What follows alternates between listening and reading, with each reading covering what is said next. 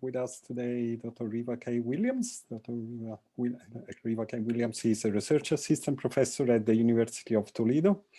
And she's an expert on black hole physics, and she's the first person to successfully work out the Penrose mechanism to extract energy from a rotating black hole, explaining how quasars are powered.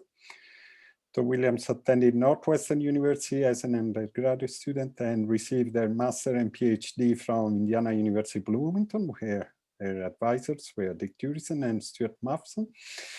She was awarded a Ford Foundation postdoctoral fellowship at the University of Florida, where she worked with Harry Kandrup. And today she's going to talk to us about extracting X-rays, gamma rays, and the relativistic electron-positron pairs from the Ergosphere rotating black holes using the Penrose mechanism. Thank you very much for accepting our invitation. Well, thank you, and it's nice to be home virtually. And so today I'm going to talk about black holes and their energy extraction mechanism. Now, many of you, I'm sure, recognize these scientists. They are Sir Isaac Newton and Albert Einstein.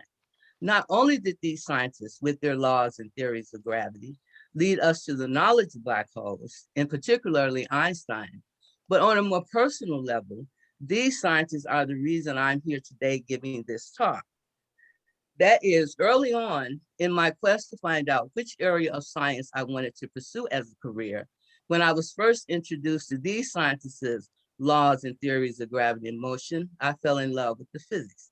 And that basically sealed my faith in my becoming an astrophysicist, one that studies the physics of the universe. Okay, so let's get started.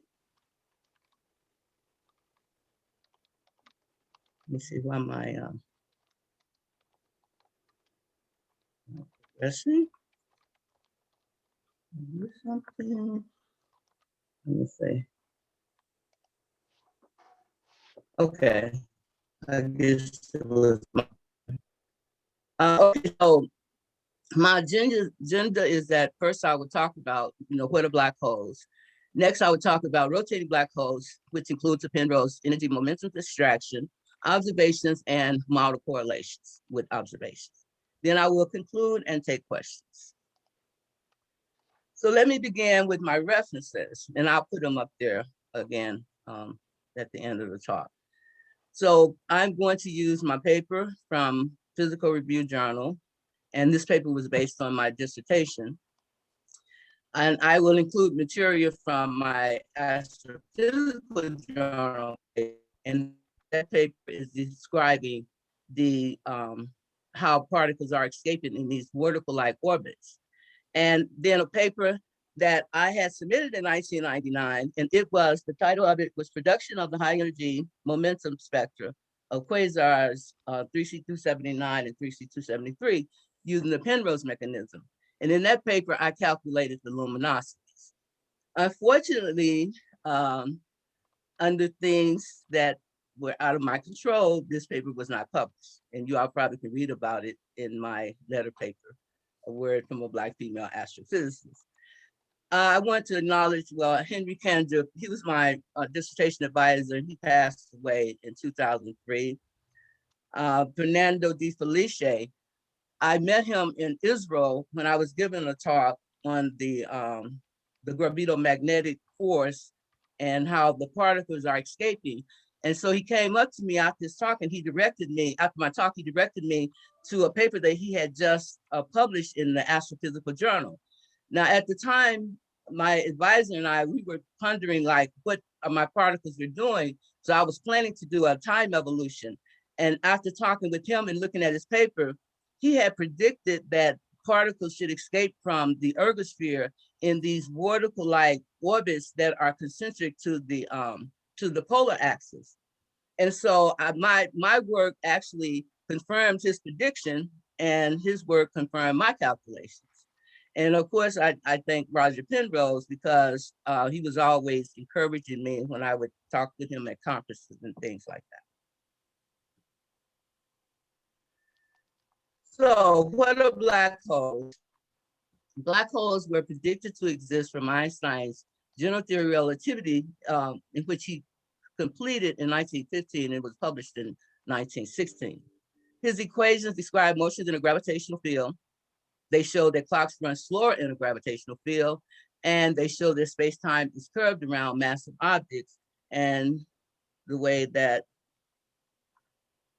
we describe this, I'm getting my laser pointer, is that the mass is here, and we usually use a rubber sheet analogy, and these are trapped orbits. Black holes are one of the most fascinating objects in our universe, and they have a tremendous storehouse of energy. It was not until the 1990s that we began to understand the physics of black holes. And my work contributed significantly to the understanding of black holes. For example, my work explains energy extraction from energy extraction mechanism. The equations that I derived, and I'm going to show you all, for particles that are being accreted or escaping from the black holes. The calculations, the general relativistic MHD calculations, they are using those equations, even though they don't reference me, but I'll show you how I know that my work is being used. And also these equations, they describe the merging of compact objects. And so it has something to do with the LIGO observations of gravitational waves. And recently, they have been used to describe the event horizon simulations that were used to identify the event horizon using the Event Horizon Telescope. So the reason why my work was being used, it wasn't because I was getting citations. It was because it was from the panel reviews from grant proposals that I had submitted.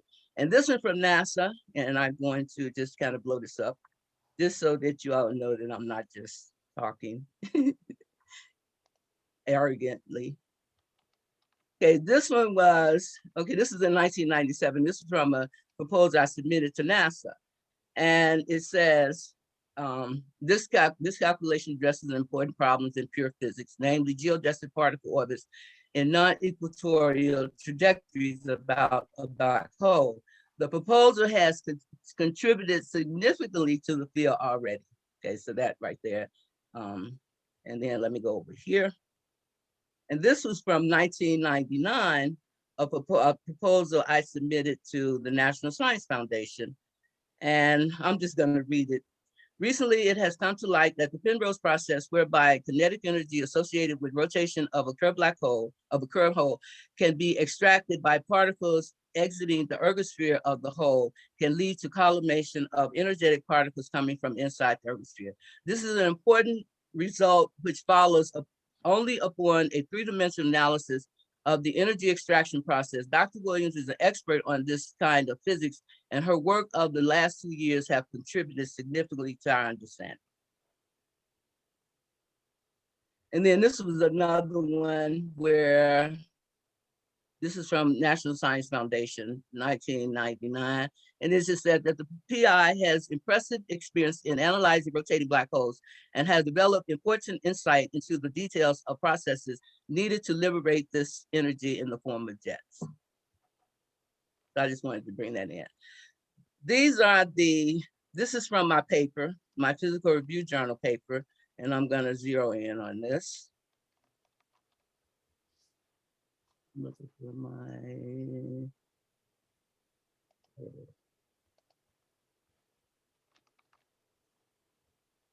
I'm sorry, let me try this again.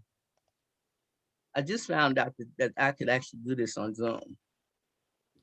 I guess I haven't learned it.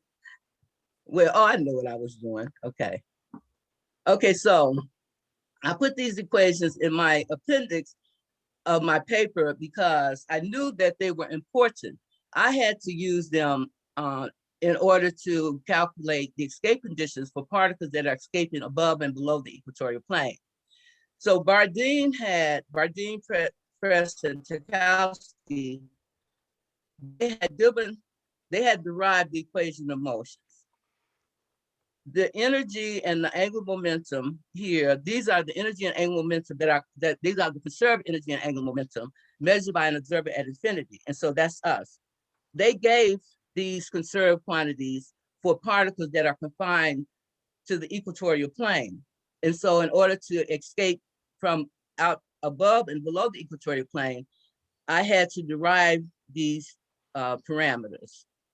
And so you can see, like, I derived them for equatorial and non-equatorial particles. My equations governs both, but in order to use these equations of motion, which governs particles that are being accreted onto the black hole in an accretion disk, you had to have the solutions to the energy and angular momentum for particles that are not confined to the equatorial plane. So after some algebraic manipulations and a lot of thinking about this and finding out what I really needed, then I was able to solve for the energy and angular momentum for particles that are escaping above and below the equatorial plane. Now, it says that these govern particles that are, or chess particles. The chess particles could be the merging of neutron stars. It could be a star falling into the black hole. So when you said test particles, it could be also test objects.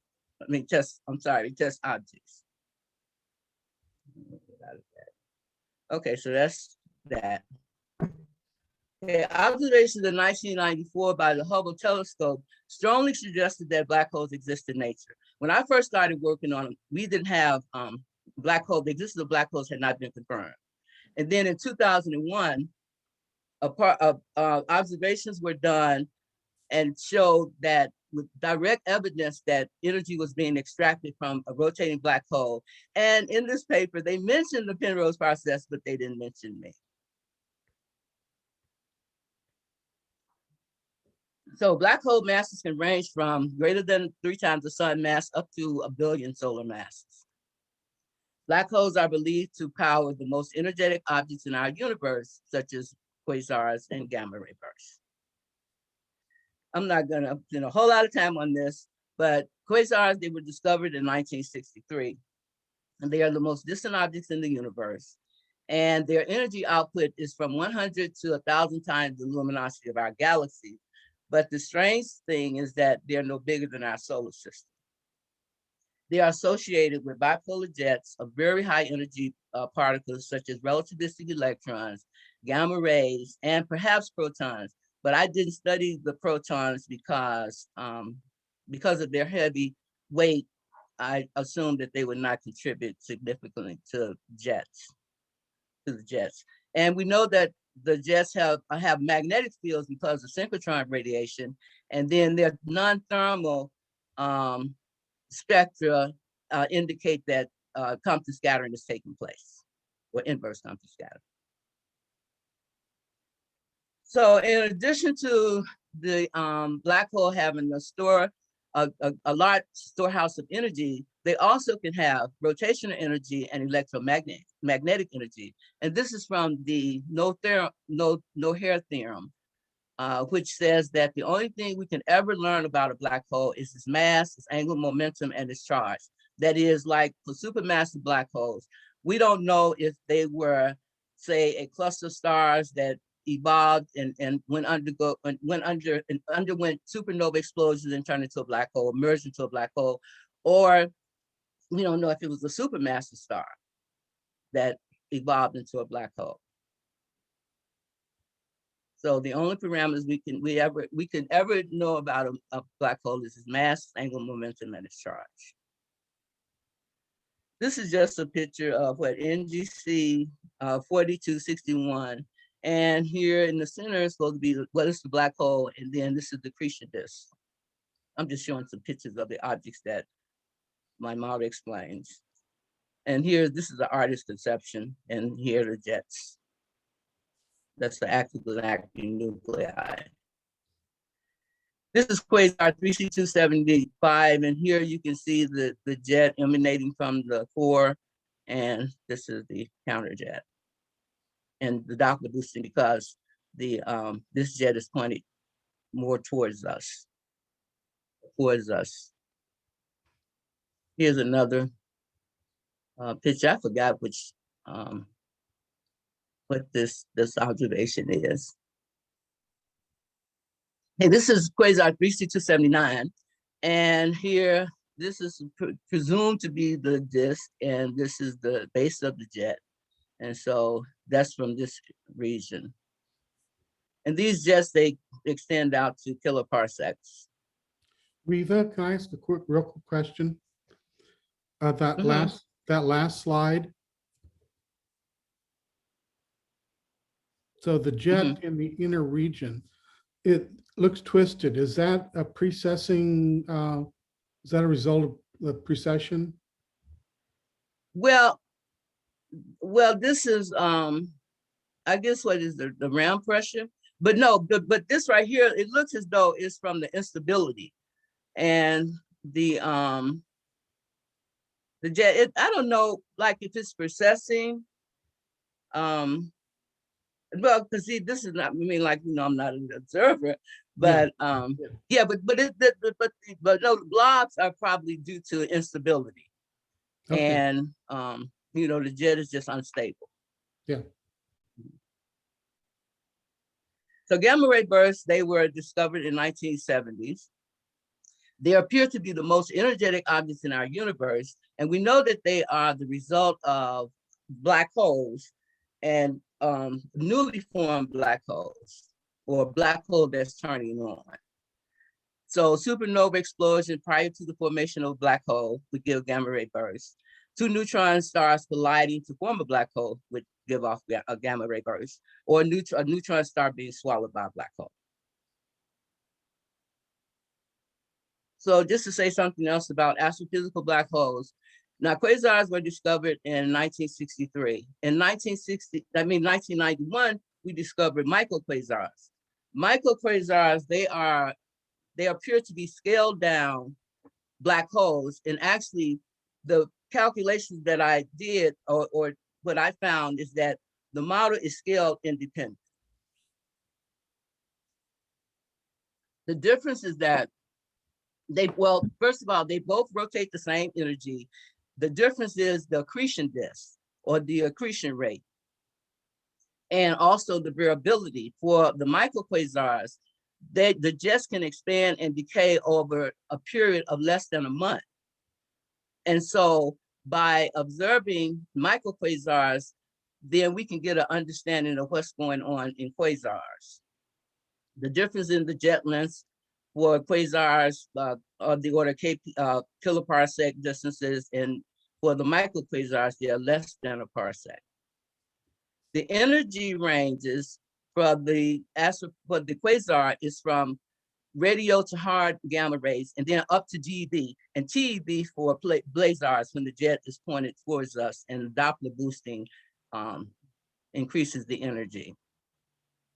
For the microquasar, they radiate from radio to soft gamma rays, and then up to 10 to 20 MeVs, and then I'll talk about more why that occurs. So rotating black holes, now I'm on part 2. The physics of a rotating black hole was worked out by Roy Kerr in 1963. And this is just a diagram of a black hole. So as our observations, okay, just say if you were falling into a black hole, you would encounter a particle, not a person, a particle. You would encounter the stationary limit. And inside the stationary limit is the ergosphere. Now, once particles fall into the ergosphere, or anything that falls into the ergosphere, it must rotate in the direction that the black hole is rotating. So in this region, due to instabilities, these orbits can be populated. And from this region is where energy is extracted. Orbits in here,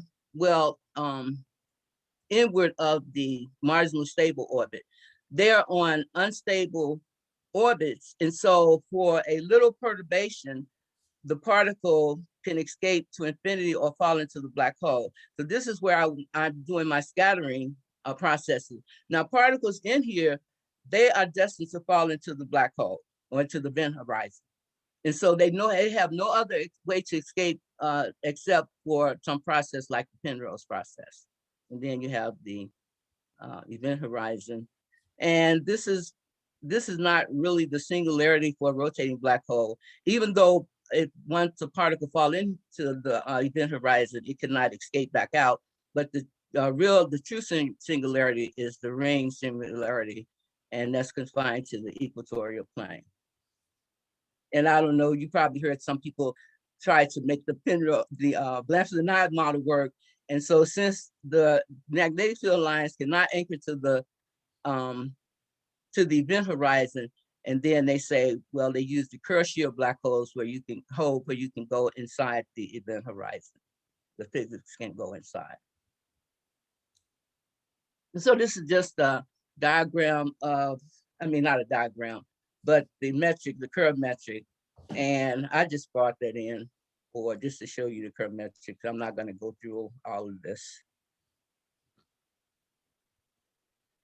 So important properties of rotating holes.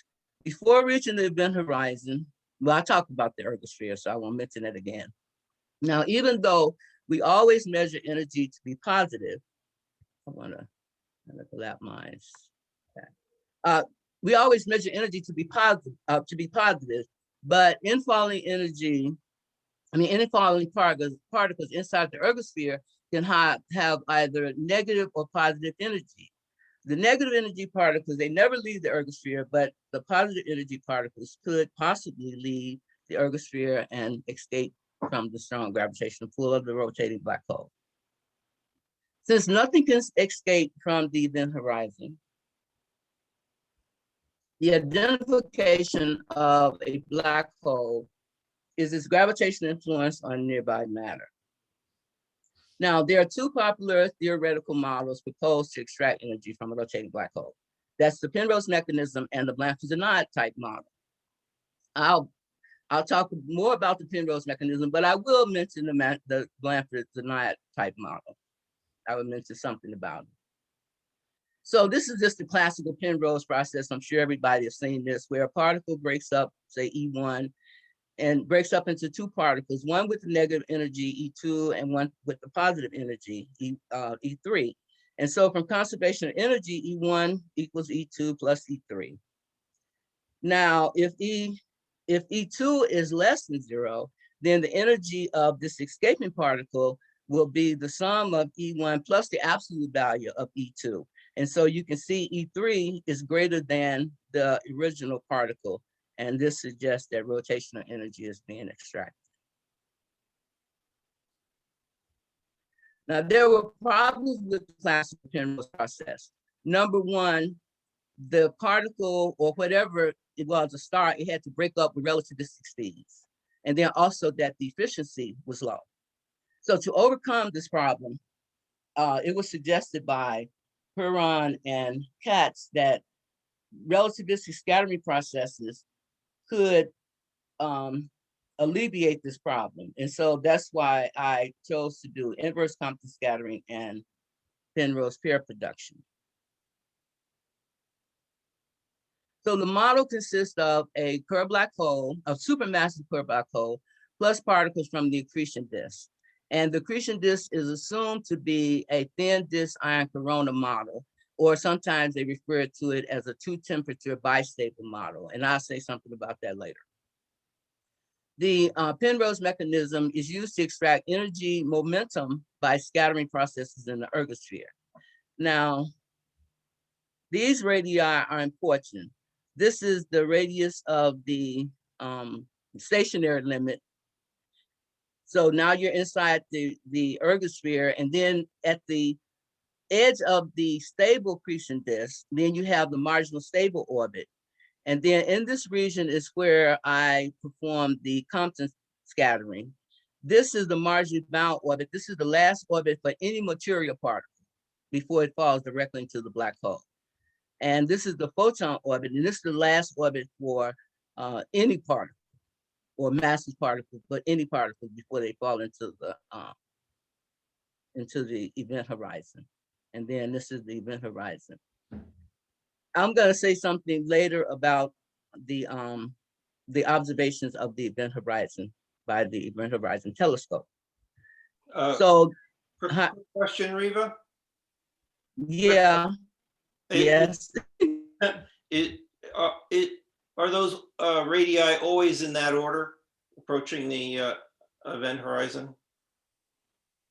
Well, for a rotating black hole, if Yeah. the black hole is not rotating, I think it's not causally connected if it's not rotating. But for a rotating black hole, yes, they are in this order. Okay. So I performed Penrose Compton scattering. So, the normal electron scattering a photon from the accretion disk. And then afterwards, the electron is put on a negative energy orbit or a lower energy orbit. And so these processes, I call them quasi-Penrose processes because they were a little different from the classical Penrose process, where the particles are put on negative energy orbits in the classical Penrose process. Then I performed the gamma P pair production, and this wasn't very fruitful, if you remember that. Anyway, because the limits that were placed on the cross section, that there would be no recoil in the proton. So I think that's what caused me not to be able to extract energy. And plus the infalling gamma ray had to start off with like 40 MeV in order to infall and acquire energy, an energy that's comparable to the proton's energy. But then as it was falling radially inward, it was going the momentum was too strong to turn it around. And so in this case, you only got back the energy from the initial gamma ray, which is the 40 MeV as it had been blue shifted. So that wasn't very fruitful, so I won't be talking about that one anymore. But the one that was very fruitful was the scattering at the photon orbit. And so where the photons would pair produce into electron-positron pair. So from this model, I was able to predict spectral ranges of particles intrinsic to, and I say, cold black hole radiation by the Penrose mechanism. Going to talk about the disk. This is the diagram of the model. Everything is overemphasized. But this is the accretion disk. This is the thin accretion disk, and we refer to this as the alpha disk. And alpha is the viscosity parameter.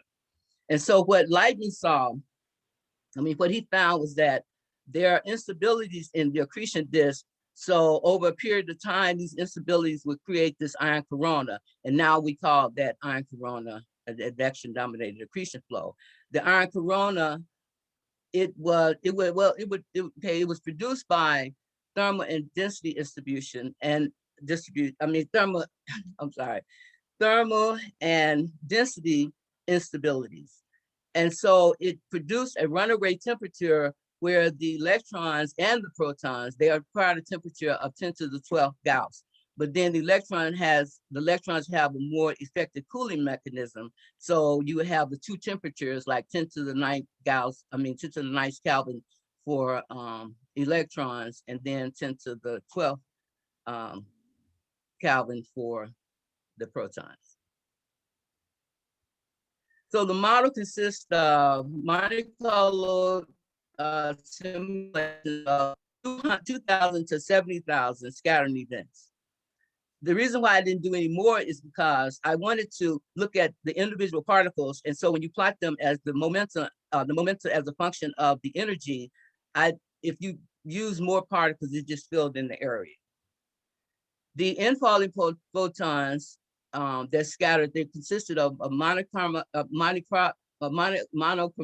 distribution, or black body distribution, or power law distribution. So I looked at all of those.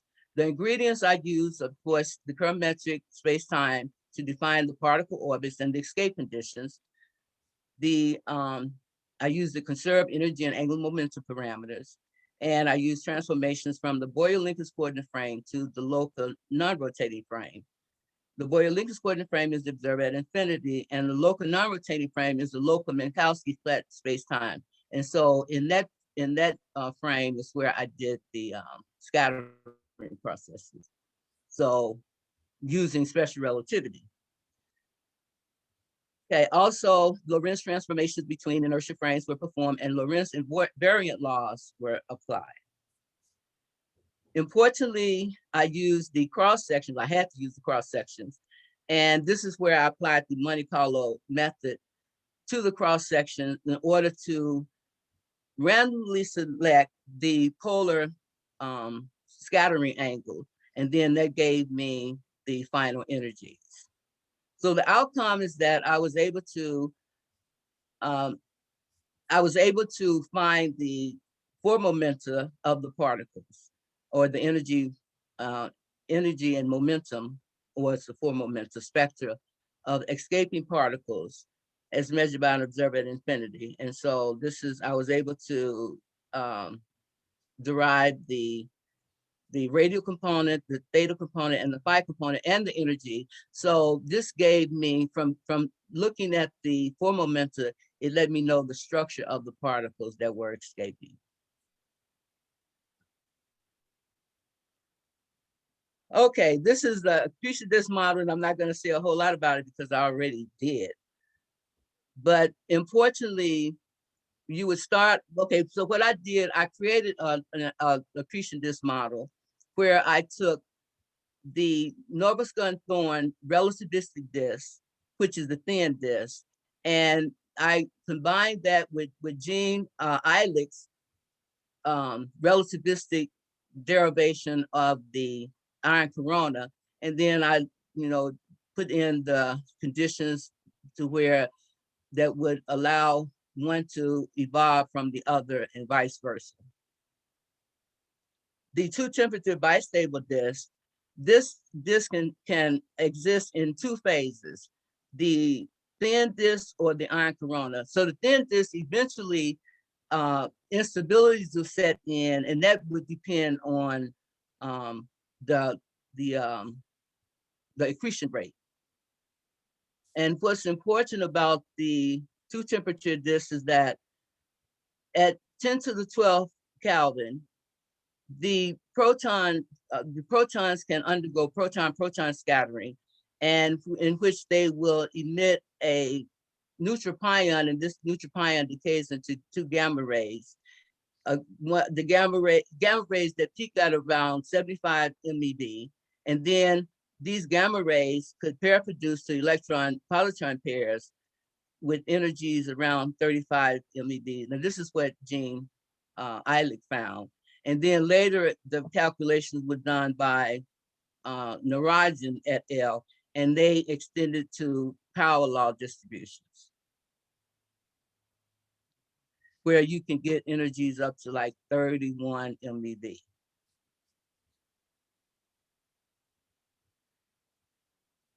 So what we found from this, I'm sorry. So what we found from investigating the disk is that the disk can undergo instability cycles. The corona, or the advection-dominated accretion flow, is a poor radiator where the particles are ejected into the black hole. And the advection-dominated accretion flow, well, I just said that, where the material is stored and ejected into the black hole. And then also we found that funnels can form. Now these were predicted, the funnels were predicted by Martin Rees. And so our simulations now show that these funnels do form. So that was the parameters from the disk model. The overall result was that Penrose Compton scattering here, for input energy range from 5 eV to 1 MeV, and it produced, from Penrose Compton scattering, it produced an output energy of 15 keV up to 14 MeV. For Penrose pair production, the energy input range of the photons were from 35 to 35 keV, 3.5 keV to 50 keV, and the output range from 2 MeV up to 10 MeV for the thin disk, and from 2 MeV up to 54 GeV for the ion corona. Now, my program crashed when I tried to take and get more energy out, and that was usually an indication that I was trying to do something that was impossible. And plus, if you try to get higher, you have to worry about how the target particles are populated. And so with the accretion disk, this is what I could get out from the theoretical accretion disk. And also, I found that particles escape in the form of the vortical polar jets. So items 1, 2, and 3 are all consistent with observations. So this is a diagram of my model. Of course, this is a mathematical model. It uses space-time frame dragging, and it appears to overcome problems that are associated with the Blampson type model. And so here you have the accretion disk. Particles escape in these core-like vortical orbits, and that's due to frame dragging. So when they take away the momentum from the target particles and space-time dragging around, you get these vortical orbits. Now, what's important is that these particle orbits, they are produced by what we call the Gravito magnetic field, and it's the gravitational analog of a magnetic field.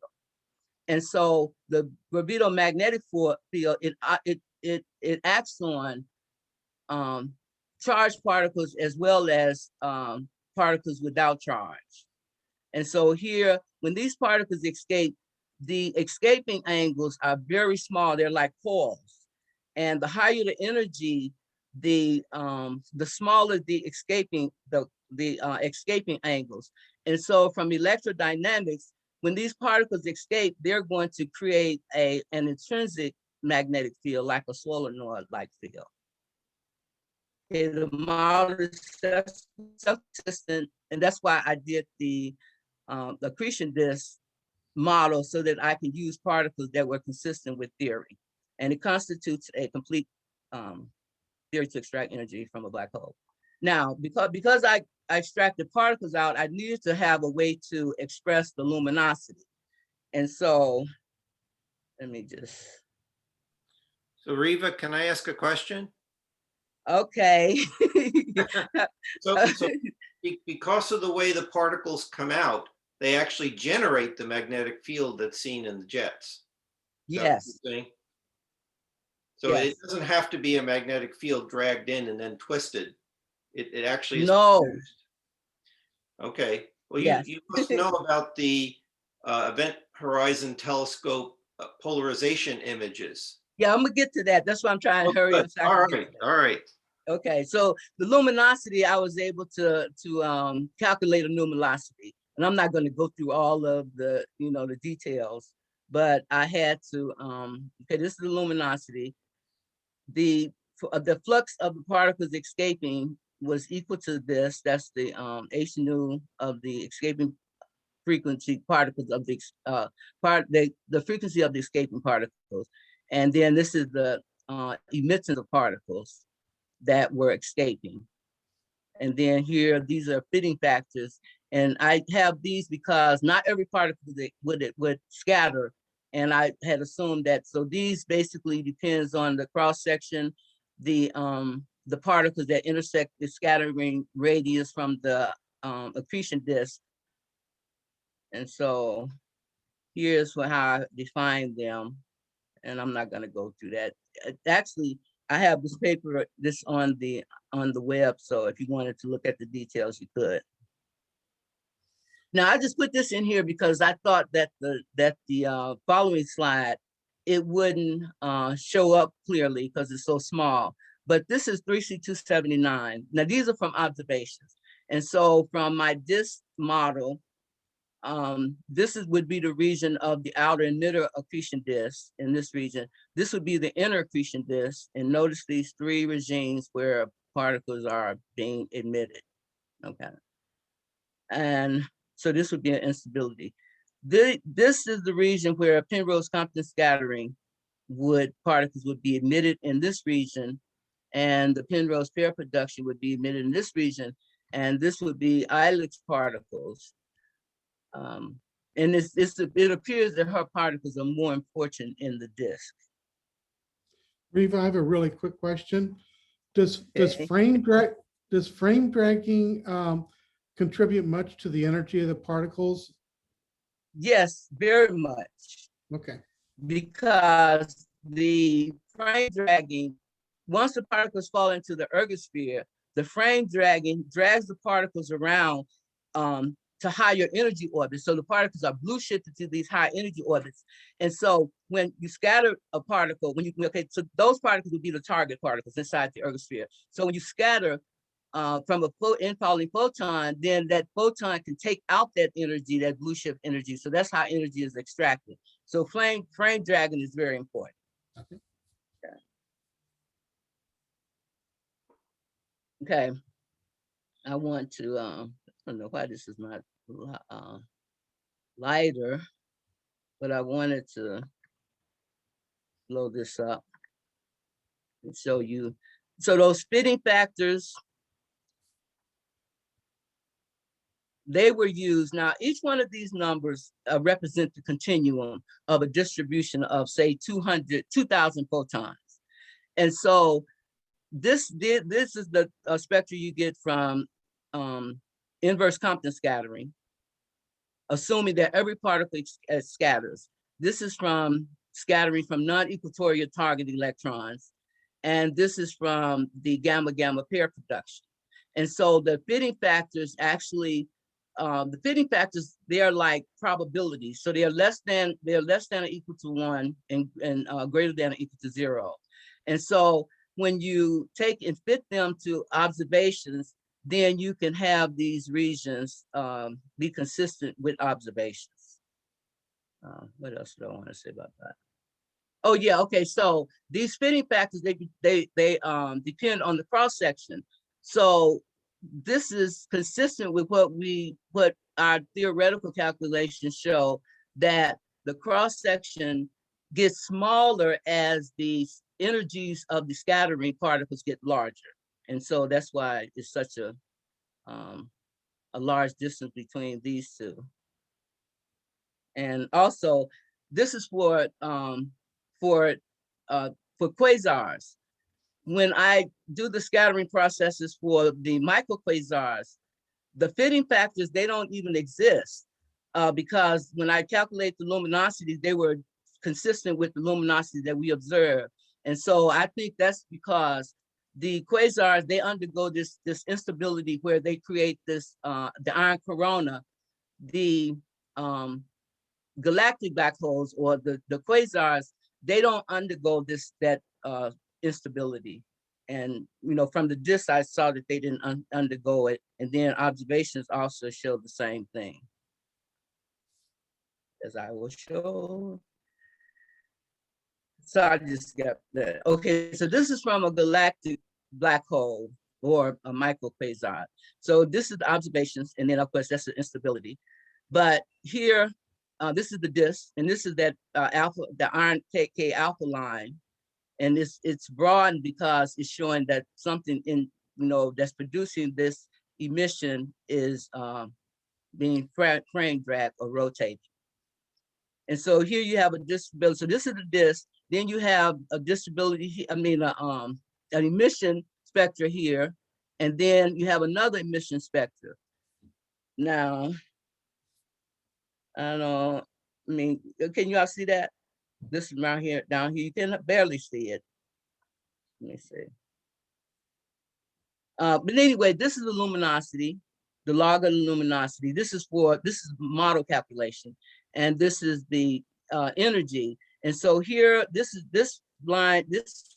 curve here is from my disk model. And so I took a monochromatic distribution of 2,000 photons, and then had them undergo Penrose Compton scattering, Penrose pair production.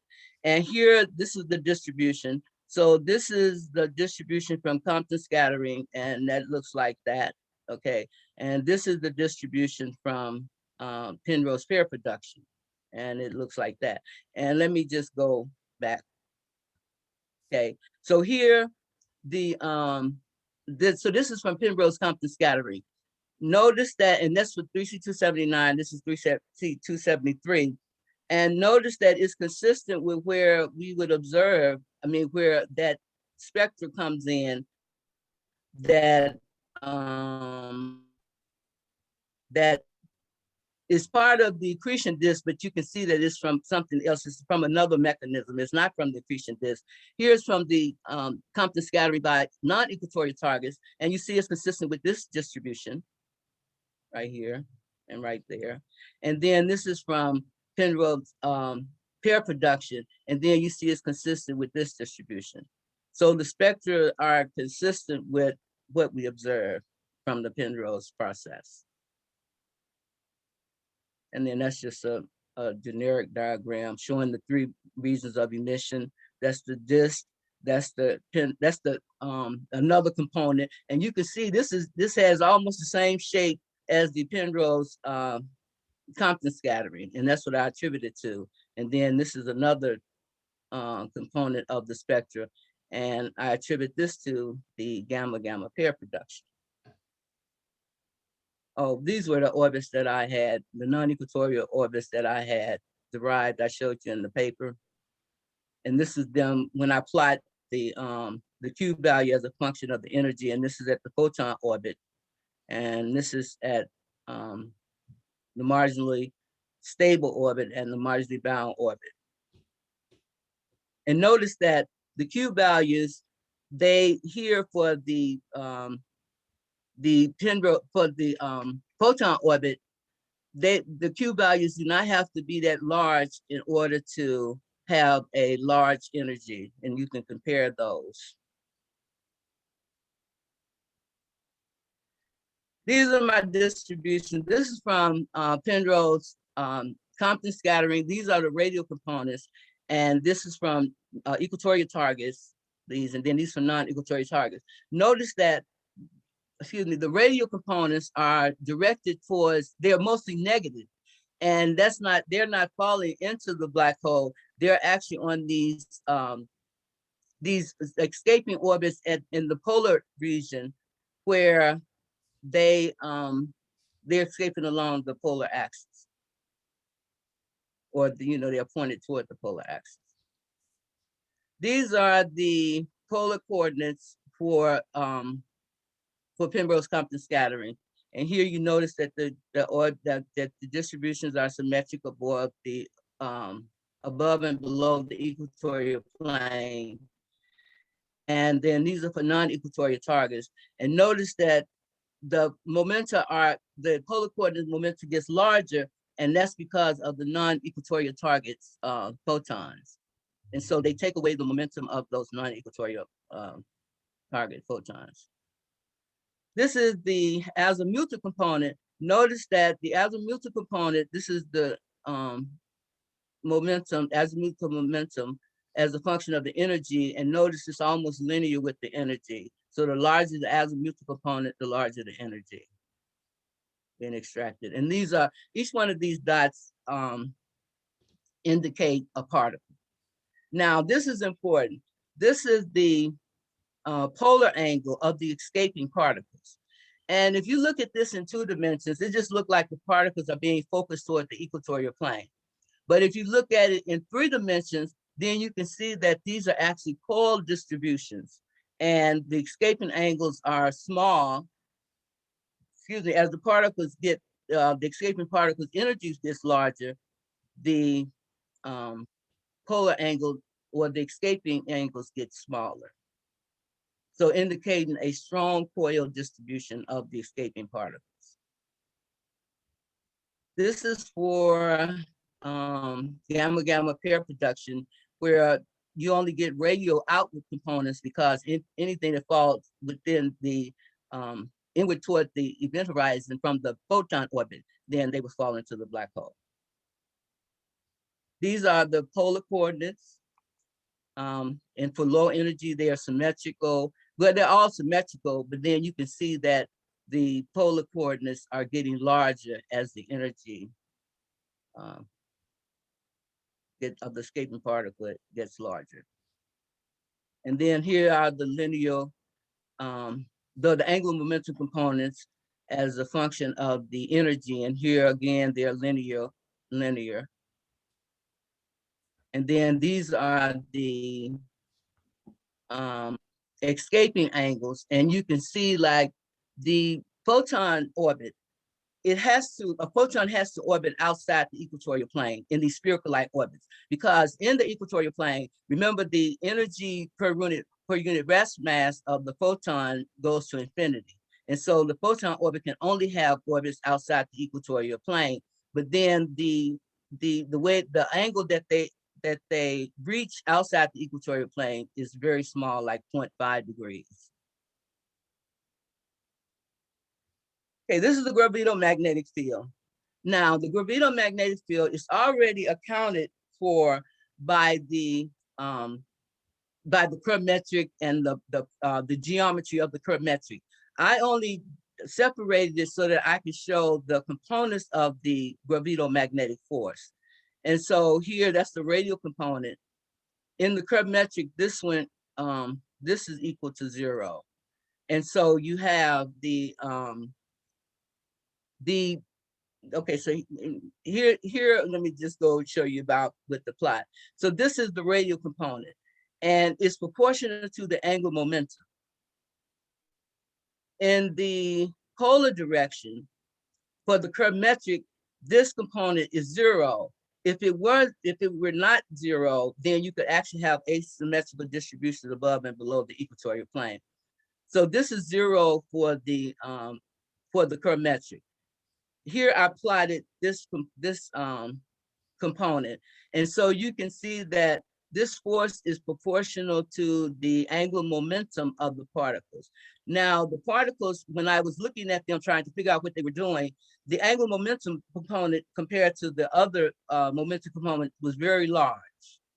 And so here is plotted this component right here. And so you can see the symmetrical distribution, but then you can see as the angular momentum component gets larger, then the energy, the Gravito magnetic force gets larger in the polar direction.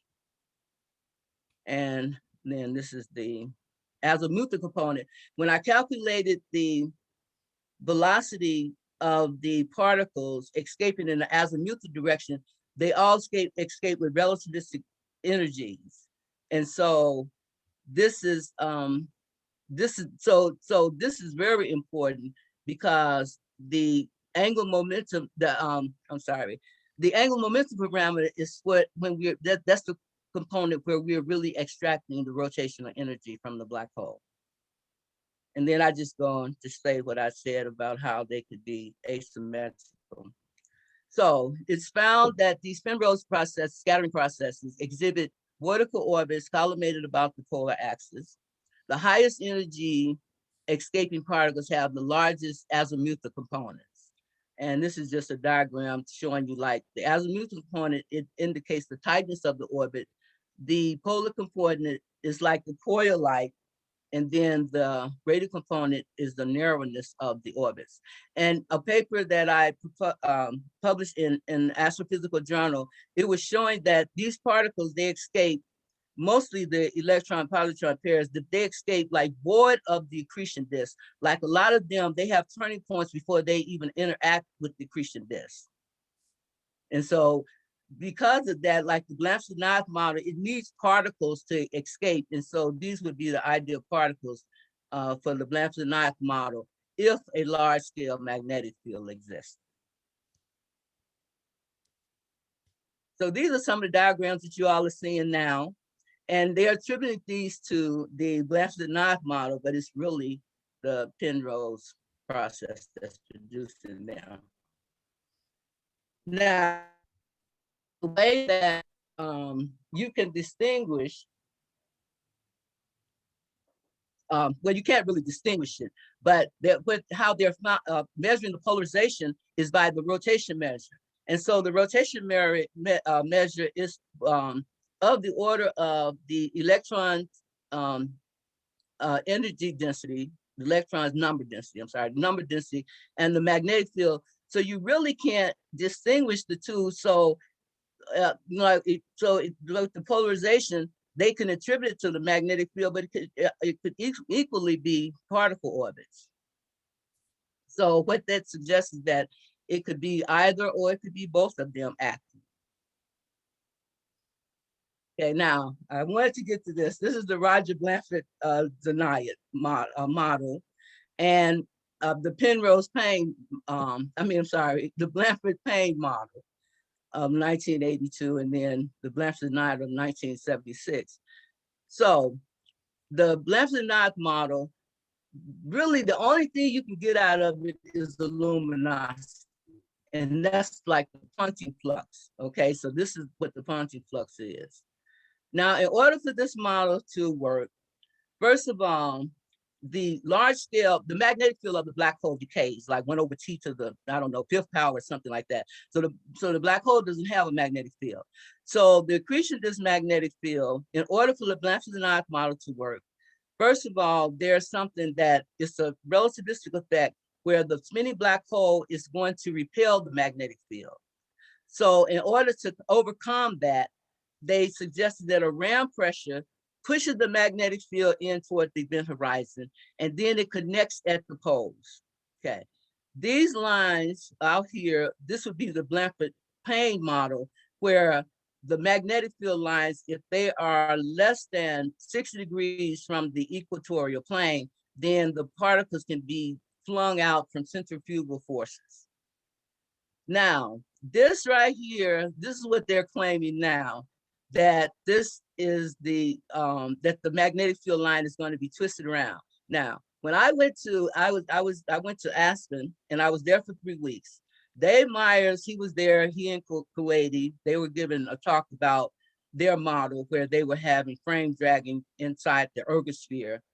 And they claimed that to be the Penrose MHD calculation. That has been shown not to work.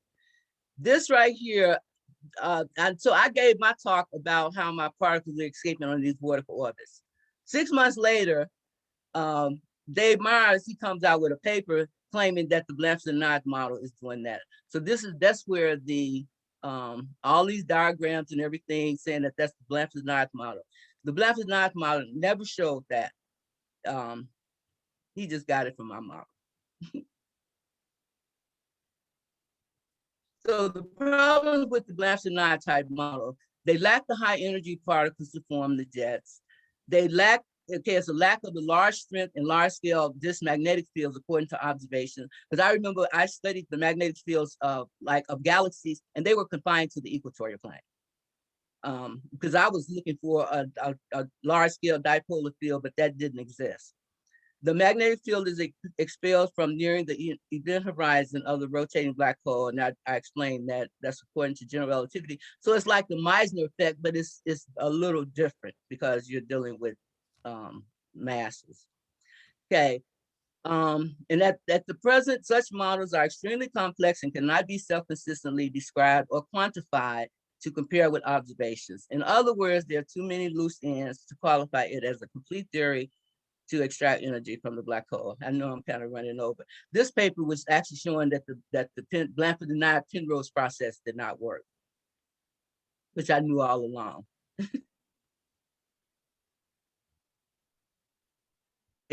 The Penrose-Williams mechanism. The reason why I called that the Penrose-Williams mechanism is because when they were trying to make the Blanford-Zaniat Penrose process work, I wanted to make a distinction. So what further results from the Penrose-Williams mechanism is that the escaping high energy electrons are expected to create a self-induced magnetic field, a solenoid-like field consistent with observations. The escaping electrons can act as seed or loading particles, allowing the Blanford-Zaniat type model to operate far away from the event horizon out to the observed distances. That's if a large-scale disk magnetic field like a dipolar-like field exists. This mechanism does not need Blanford-Zaniat type models to extract energy from the black hole, nor to produce the jets close to the event horizon. where indeed gravity dominates. So in my model, the black hole is actually producing the jet from frame dragging in the Penrose process. And then here I said that frame dragging could produce asymmetrical jets above and below the equatorial plane. And but in order to see if this occurs, then the reflection symmetry that's assumed in deriving the curve metric has to be we should not assume that. And when deriving it, this component right here should not be set equal to 0 in the metric or deriving the metric. And so far, no problems exist with the Penrose-Williams model.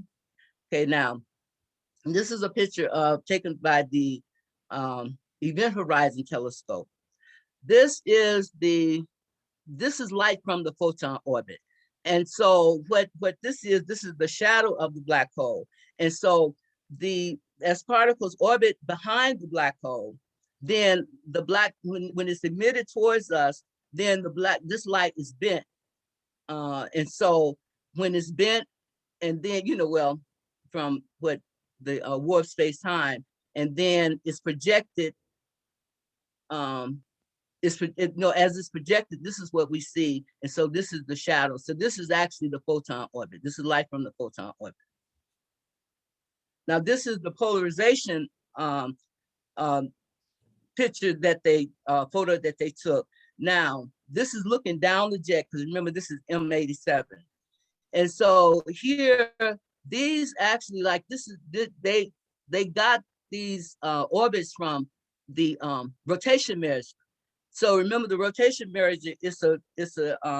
it consists of the electron density and the magnetic field. So from my model, I would say these are the particles being dragged around. This is the photon orbit, okay?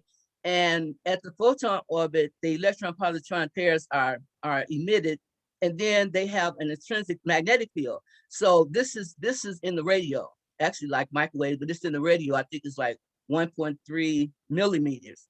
And so this would be synchrotron radiation from the Penrose Williams mechanism, as opposed to that they're claiming that it's radiation from the Blanchard-Nash model. But it's been shown that when you're that close to the event horizon, the Blanchard-Nash model does not work.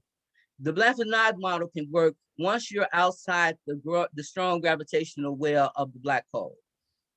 And that's why, in protostars, how the magnetic field, we believe that it's responsible for the jets. So the Blanchard-Nash type model,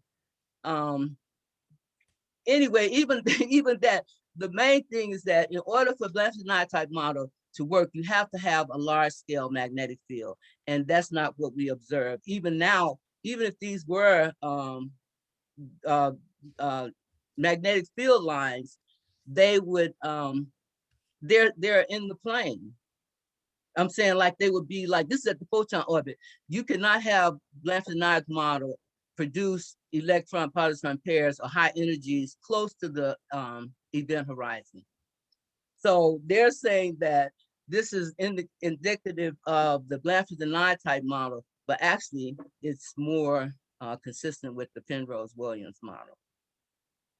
Tom, did that kind of answer your question? Are you still there? Yep, I'm still here. I was muted. Okay. So, okay. So I said, did that answer your question? Well, this is so far above my head. I don't know if you've answered it or not, but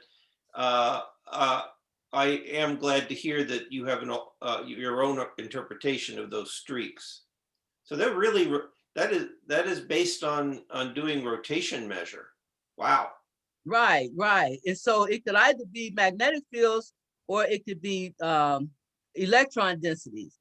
So my model suggests that it's electron density and the intrinsic magnetic field that's produced from the flow of these electrons. Yes. Okay, so the conclusion is that there is strong evidence that black holes exist in nature. Black holes that exist in nature appear to be rotating. They are indeed fascinating objects in the universe, and it appears that the energy momentum is extracted by Williams' analysis of the Penrose mechanism and perhaps assisted by the Blanchard Payne type models away from the black hole. Okay. At radii is much greater than the event horizon. Okay, thank you. And I'm done. Thank you very much for the great talk. That was great. So we open for questions. This is Katie. Maybe I could start off with a question. Given sort of astrophysically relevant accretion rates into, I'm not even sure what mass range to talk about, the microquasars or the quasars. Does the mechanism have an effect on the evolution of the black hole, say during a Hubble time? Does it slow it down? How much mass is likely to be lost? Does it really affect the evolution of the black hole in that time scale? Okay, I'm gonna try to answer your question. I'm not even sure if it's an intelligent question. Okay, the importance of this model is that energy and momentum is being extracted, but then not all the particles are extracted, so energy momentum is being added to the black hole. Whereas with the Blanchard type model, energy is being extracted, rotational energy, and it eventually will slow the black hole down. But in my model, as long as you have the accretion disk, then you're going to be able to, keep it spinning. Yes, yes, okay. yes. Okay. Good to know. Thank you. Okay, you're welcome. I have a question. Do we know anything about, isn't it true that eventually from this black hole shadow observations that we'll be able to determine the rotation rate of the black hole in M87? Is that true? Or is that still beyond? Right. Okay, well, I know one parameter one parameter you can determine is the mass from observations. Right. So now the event horizon, the simulations that they use in order to know what to observe, then if the simulations are consistent with the observations, then the simulations are going to tell you like what the spin is, because you have to put a certain spin in the simulations. And then if they are consistent with observations, then that way you can kind of indirectly determine the spin. Have they done that yet? No, they have not. I didn't think so. Right. No, because right now there's the big thing is that you can determine the mass from the observations. Right. The mass of the black hole. That's the size of the black space. Yes, that's the shadow. And see the particles that are emitting at the photon orbit, they are on the other side of the black hole. And so the gravitational lensing is actually bending that light around the black hole. Okay, well, the black hole gravitational well is causing, or the warp space-time is bending that light around, and then when it's projected, what we see the shadow, and then the ring around it is the photon orbit. Right. Yeah. And so I'm excited about it because the observations, they are consistent with particles being extracted by the Penrose mechanism. I think I'm the only one that's saying that, but it's true. Because okay. No, actually, I'm the only one, because everybody, they don't want to give up the Blanchard type model. Sort of like what was Aristotle's when Kepler and Galileo. Yeah. But eventually, the truth will come out, because I'm going to keep pushing it. So I'm not going to give up. Yeah. I have a question. Okay. First off, great talk. This is really, really wonderful. So I recently saw a paper about non-collisional or non-linear collisional Penrose processes. And I was wondering, for like high energy collisions, does your model account for that, or have you thought about that? High energy collision processes for energy extraction, I guess, in terms of determining how much energy can be extracted from a black hole. Okay, say that part again, the nonlinear, because I'm not familiar. So say it again now.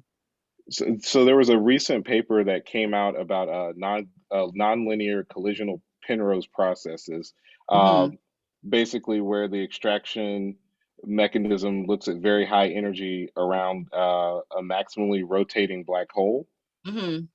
And so I was wondering, does your model consider this kind of high energy collisional process to determine how much energy can be extracted from a black hole? Or are there any applications to it? Yeah. Well, actually, mine is, you know, the collisions are high energy.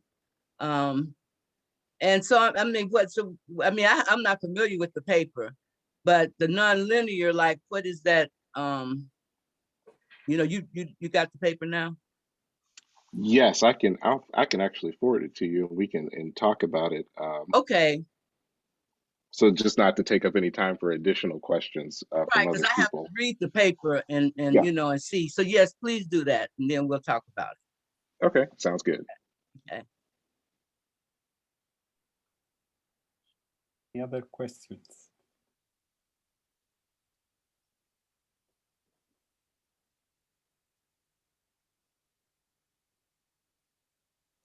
If not, thank you very much again. You're welcome. Great talk. And it was great. And thank you, Okay. everyone. And thank you for having me. I'm trying to see. Okay, now I got everybody. Well, thank you for having me. Thank you very much. Thanks. Okay. Yeah. And welcome home.